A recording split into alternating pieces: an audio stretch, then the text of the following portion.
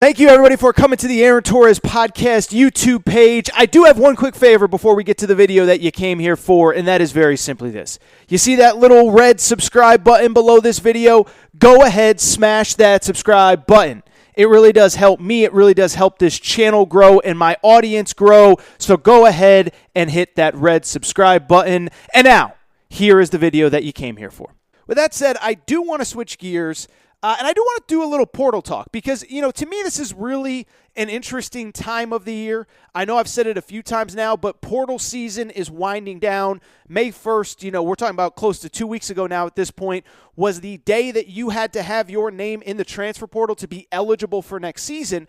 And so right now we haven't really had a ton of portal activity over the last day or week or so, But what we do have is a good collection of really talented players that are in the portal. And those players are going to start making decisions here in the next few weeks, and decisions that could frankly impact college basketball in a major way.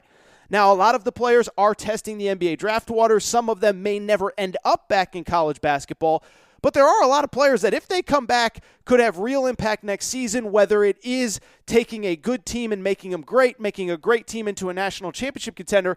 But we got a lot of really talented players in the portal. So what I wanted to do here on a Friday was go ahead, get you guys and girls caught up. I'll give you the 10 best players, give or take, that are still in the portal. Now, I'll probably go a little beyond 10, but let's get to some of the best players that are in the portal. And I want to give you an update on where they could end up playing college basketball next year if they do, in fact, return. Number one, the guy that I am more intrigued by than anybody, Patrick Baldwin-Ford, University of Milwaukee. And I've told this story a million times, so if you know his background, forgive me. But this was a top 5 prospect in the high school class of 2021, a guy that was widely considered to be the same caliber of prospect as Chet Holmgren, as Paolo Banchero, as A.J. Griffin, Ty Washington, guys like that. But instead of going the traditional route, he decided to go to the University of Milwaukee to play for his father. Chose Milwaukee over Duke, frankly, which shows you how highly coveted and highly touted that he was. And it just simply didn't work out. Not his fault, but the reality is he gets injured, he struggles, and his dad is ultimately fired. And so when his dad is fired, he kind of makes the dual decision. I'm going to enter the transfer portal, but I'm also going to enter the NBA draft. And if we're being perfectly honest, Patrick Baldwin, 6'9", kind of that new age forward, a lot of what I was just talking about with Julian Phillips, slasher, scorer, shooter, can score in all 3 phases. He's a guy that's probably realistically going to stay in this NBA draft because he's going to get drafted somewhere, right? So you just don't find guys with his size and skill set with the abilities that he has, even if he struggled at the University of Milwaukee this year. And frankly, another part of it, too, is that he's kind of struggled with injuries dating back to high school. So if you come back to college and if you don't have the success that you think you can, then you really put yourself in a bad position next year. With that said, though, I think there's also the opposite could be true as well. You're going to be a late first rounder, early second rounder this year, this less than a year after most people thought that you were a potential lottery pick. And so the question is, do you come back to college basketball, go to a better spot with more talent around you, and try to play yourself back into that lottery conversation, which is where I think he could be drafted next year if he were to have a good season. So it's a fascinating thing, and it'll be really interesting to see what happens in terms of his recruitment if he does elect to come back to college basketball. 2 schools that seem to be very prominently just mentioned with him. One, there's all sorts of rumors about Kentucky.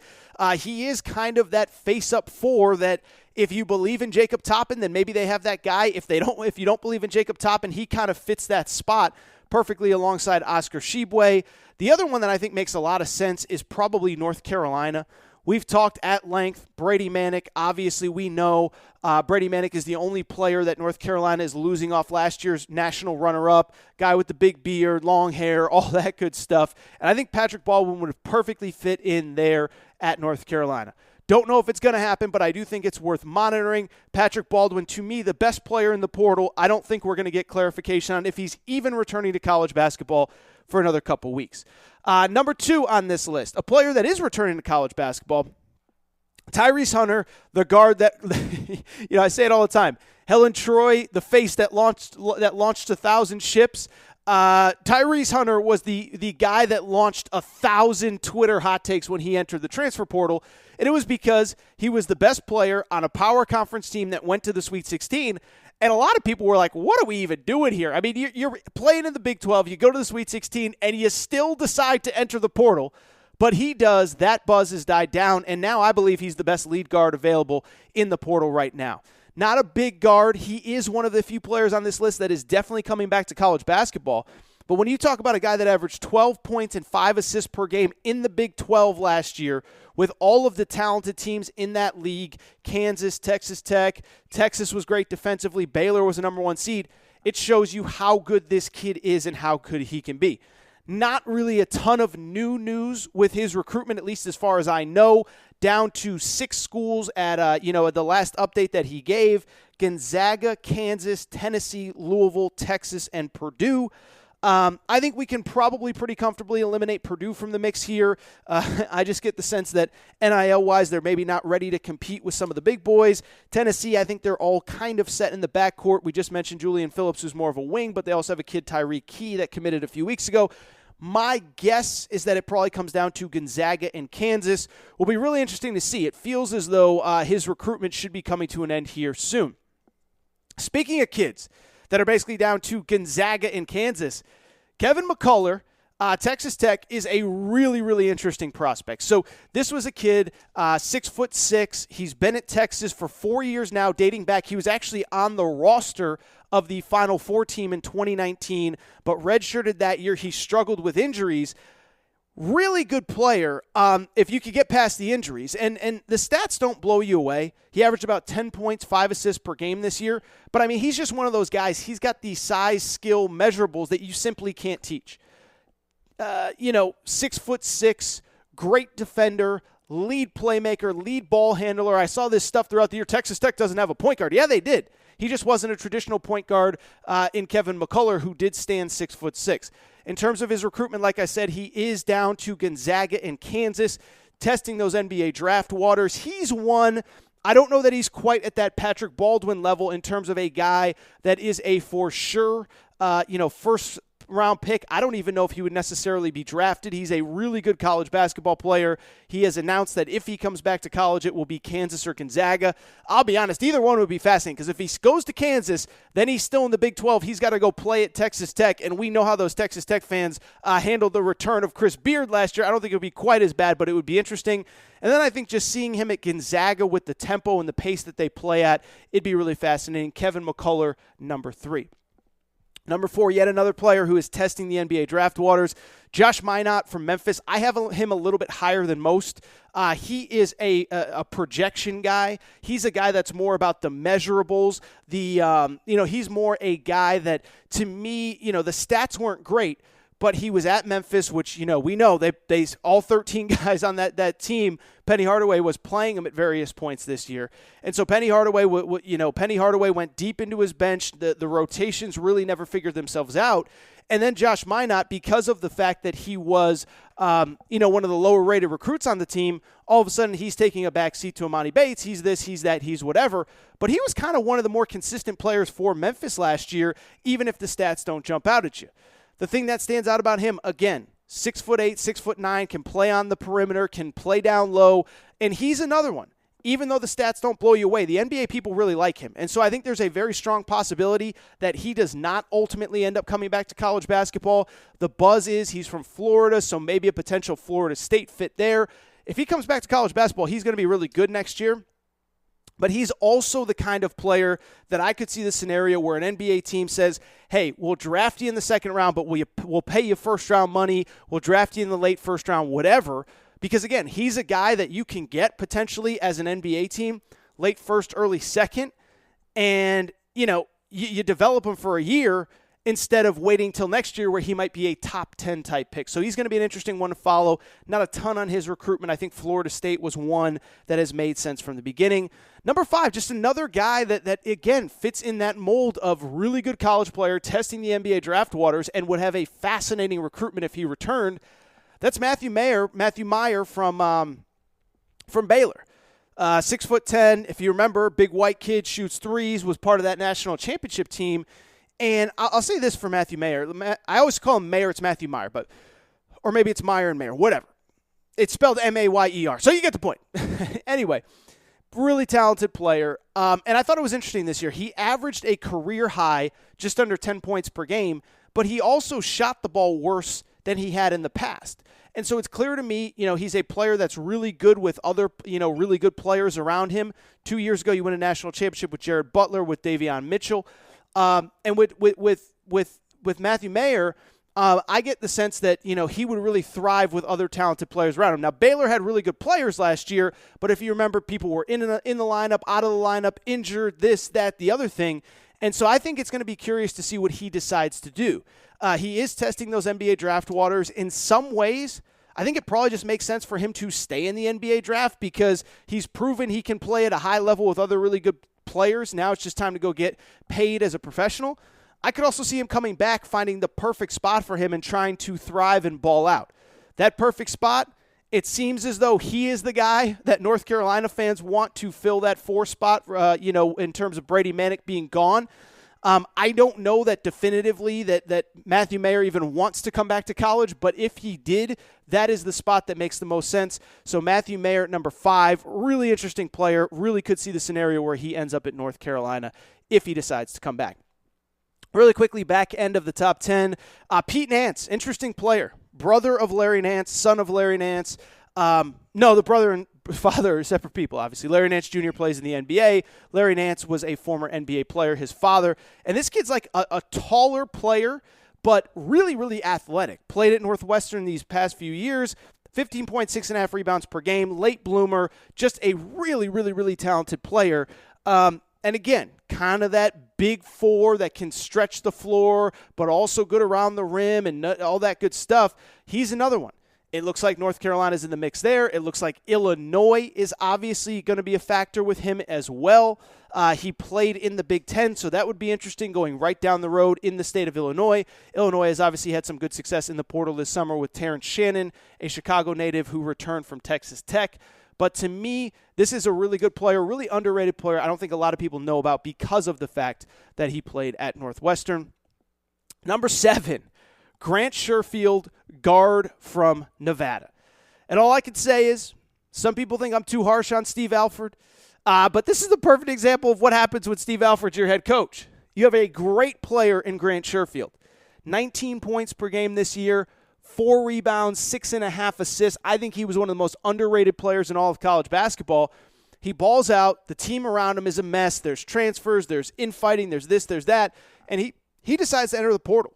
Not a huge guard, but really good lead guard. And the thing about him is I believe he can really thrive at the high major level.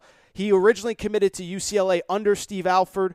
When Steve Alford was let go, he opened his recruitment, went to Wichita State. Then he ended up at Nevada the past 2 seasons. At Nevada, averaged 18 points and 6 rebounds, 18 points and 6 assists 2 years ago, 19 points and 6.5 assists this past season. This kid's just a gamer. This kid's a gamer. I think he's totally underrated. He's not a great athlete, but I don't think he has to be. I think he's smart with the ball. I think he can do the things that need to get done. Really curious to where he ends up. There really hasn't been a ton of buzz with Grant Sherfield. Just a really, really talented guard. He has done it for 3 years in college basketball now. And like I said, it's been a little bit of quiet in terms of his recruitment. We will see where he ends up, but just a really, really good player, Grant Sherfield. Number 8, Isaiah Mosley. Isaiah Mosley's one of these interesting kids. Really talented mid-major player, enters the portal at the last minute, played at Missouri State. I get the sense that somebody probably offered him an NIL situation, or he was told, hey, if you get in the portal, we'll make sure we get you paid somewhere. Just a really good kind of number 2 guard, off guard, plays off the ball. He's not really a primary playmaker, but 20.5 points per game, 40% from three-point range. Kansas, Kansas State, and Texas Tech are among the schools that are interested. He visited Mississippi State this past weekend, according to John Rothstein. So it'll be curious to see where he ends up. I think he could be a really good kind of 4th or 5th option for an NCAA tournament caliber team. Could see the scenario if Kansas loses Christian Brown to the NBA that he steps in there and fills that kind of void. Isaiah Mosley at number 8. Number 9. The man that is unquestionably the most interesting player on this list for several reasons, Keonte Johnson. Keonte Johnson, we all remember, obviously a very scary situation. He played at University of Florida a year and a half ago, collapses in the middle of a game, and that was just a very scary moment. He has not played since, and he recently graduated from the University of Florida. He enters the portal, and it's unclear if he's ever going to be cleared to play college basketball again. He's got one of these deals where I don't know all of the details, but he's got one of these insurance policies where if he never plays basketball again, he can collect a big chunk of change. And so it's uncertain if he is going to try and play, if he's going to try to collect the money, if anyone will clear him to play. And then on top of all that, something very interesting that happened, he was actually accused of sexual assault in his final few weeks at Florida. Now, nobody's saying he's guilty. Nobody's saying he definitively did it. But there is an open police report on him right now, and I can't see the scenario where between the health issues and, of course, also on top of that, an open criminal case, I can't see anybody really taking a chance on this kid, but he is a really talented player. This was the preseason SEC Player of the Year last season before his scary incident. He is at number 9. Number 10, really quick, Teddy Allen. That was the kid that went for 37 points against my UConn Huskies in the NCAA tournament. He played at New Mexico State. He's another one. He's entered the NBA draft. The intention is to stay, but also entered the portal just to be safe. Now, what's interesting about him, first of all, he's done it at the high major level. People don't realize this. He was actually Nebraska's leading scorer 2 years ago. So it's not as though he can't produce at the really high levels of college basketball. But what's also worth noting, he has played, and you're going to get a trip out of this, if my math is correct, he's been at 5 schools in the past 5 years, dating back to he started it at West Virginia. From there, he ended up at Wichita State, never played there, ended up transferring to a JUCO, Nebraska, and then New Mexico State. 5 schools in 5 years. This would be 6 and 6. My guess would be that if there's ever, I don't know if he's going to be eligible to play in college because, the one-time transfer is supposed to be the one-time transfer. It's not supposed to be the 5-time transfer. So he's one if he even comes back to college. I wonder if he would be eligible, but he is in at number 10. Quickly going through some of the other big names, Xavier Pinson from LSU is still in the portal. He's down to a few schools, including Mississippi State. Guy that I really like that's kind of under the radar, Osun Osunyi, who played at St. Bonaventure. Remember, St. Bonaventure 2 years ago made the NCAA tournament, entered this past season in the top 25. It didn't work out, but this guy's an elite shot blocker. I think he's going to be really good at his next stop in college basketball. Curious where he ends up. Malachi Smith from Chattanooga, really good player. He was the Conference Player of the Year in the SoCon. Keep in mind that he, of course, his head coach from Chattanooga is now at South Carolina, so that could be a good fit there. But he was a guy that this past season averaged 19.9, so just under 20 points per game, 7 rebounds, 3 assists, and over 40% from three-point shooting. Really interesting name there. A couple other ones that are worth keeping an eye on. One, Ricky Council, a guard from Wichita State. He has been linked to Arkansas as I record here late on Thursday. Arkansas just had a player enter the transfer portal, so they now, assuming that Jalen Williams goes pro, would have a scholarship available for him. So we'll see what happens with Ricky Council. Keon Brooks from Kentucky, no idea what he's doing. I think he's still testing these NBA draft waters. If he comes back to college, and I think he will, I could see the scenario where he ends up in one of these Big Ten schools. He's from Indiana originally. I think Michigan State, Purdue, those kind of schools were involved out of high school. I think he'd be a really good fit in some of those places. And then finally, Amani Bates. We're all on Amani Bates' watch. I talked about him on last Friday's show. I believe he'll end up at Louisville. If he does, would be a really nice piece for Kenny Payne. Amani Bates, the last player on this list. All right, this is what I want to do.